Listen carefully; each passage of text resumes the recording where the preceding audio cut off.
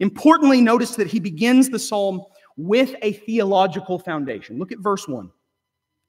Truly, God is good to Israel, to those who are pure in heart. God is good to his people. And notice that Asaph defines here what true Israel is. True Israel is those who are pure in heart. For his description of the wicked that he's going to give in verses 4 through 12, that very much applies to the pagan Gentiles, but it's also a description of the unfaithful Israelites living within Israel that are not living according to God's word, right? So this is Asaph's conviction, and it is his belief by faith. That's where he's beginning this psalm. God is good to Israel.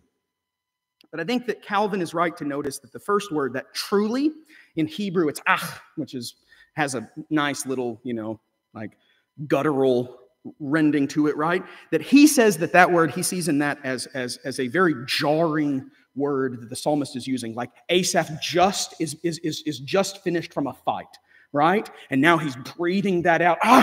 Truly, God is good to Israel. He's just finished with this fight, and that's the conclusion that he's come to, right? Is that's the conclusion that's won the day. And so Calvin ends and he says, see then how emphatic this exclamation of the psalmist is. But now the rest of the psalm is going to give us what that battle was.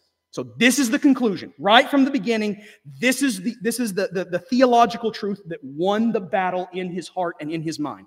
The rest of the psalm is Asaph giving to us what was that battle, right?